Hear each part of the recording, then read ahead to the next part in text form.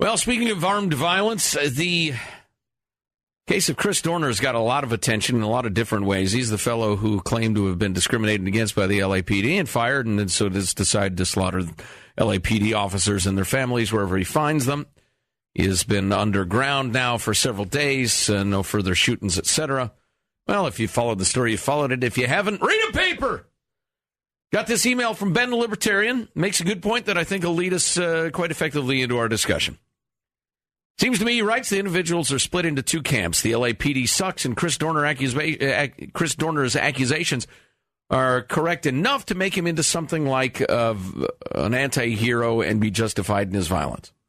Or Chris Dorner is a violent mental case in a war against the good guys. Everybody wants things to be black and white, with one side being good, making the other side bad.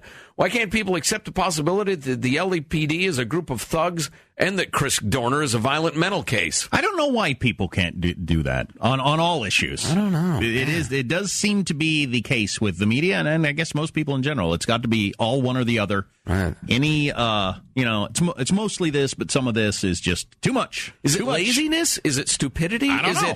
I really don't know. Less. It's not as much fun if everything's shades of this and that, conflicting emotions at work.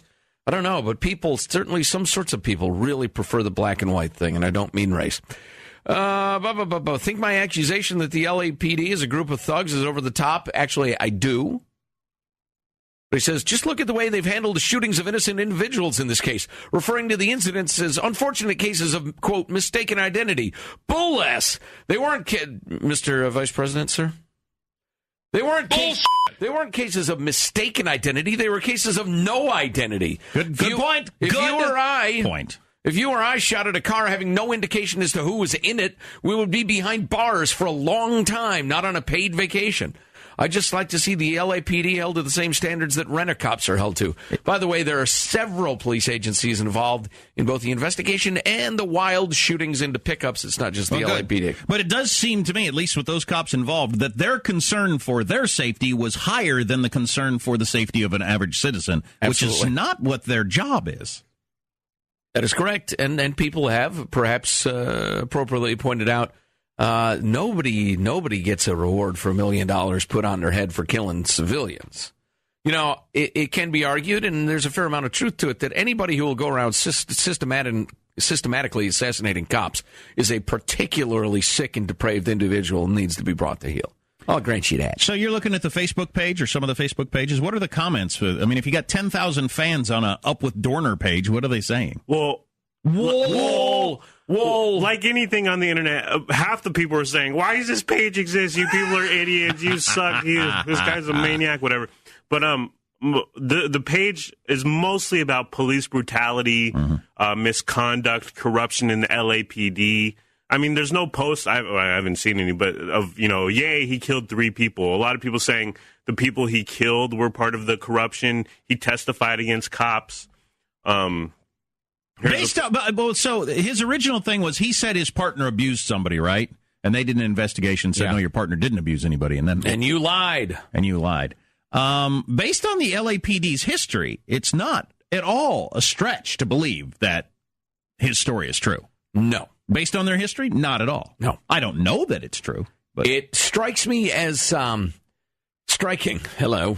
And I talk for a living. It's his argument, which is, here's a disclaimer, no reason to slaughter people's families.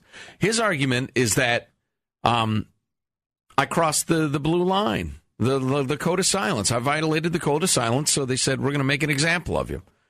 It is interesting to me that they were so sure he was lying, it couldn't have happened, that they got rid of him.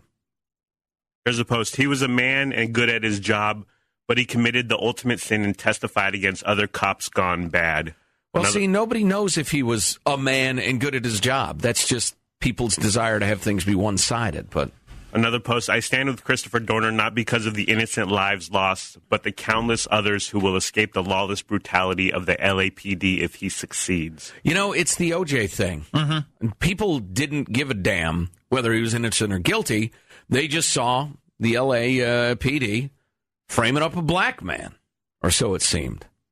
So if he sawed those two people's heads off, that just became a minor issue. That was about two people who are now sans head and their families. But bringing the LAPD to heel, seeking a counter blow, that was a really popular notion. I get that. I don't get it like I would if I lived there, but I get that.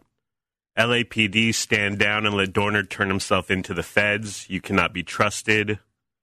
Well, I'll tell you, I'm pro-cop, but I'm, like I said earlier, I'd be more worried if I were driving around L.A. about getting shot by the cops than by this dude, based on what's happened in the last couple of days. There's another LAPD-ish one. We'll give you $1 million for turning in an ex-cop that is killing corrupt cops. We won't give you anything and don't even give an F about all the gang violence and murders that happen to innocent civilians each and every day. Well, yeah. Okay, fair enough. That's a little tough to jump in the middle of those gang wars. Maybe Charlie Sheen can broker the surrender to the federal authorities. How is that working out? Surrendering. I wonder if Dorner just shot himself in some ditch somewhere and they just haven't found him. You know, as a Moody guy, I could see unleashing a rambling manifesto full of claims and righteous indignation and vows, et cetera, then the next day thinking, F it.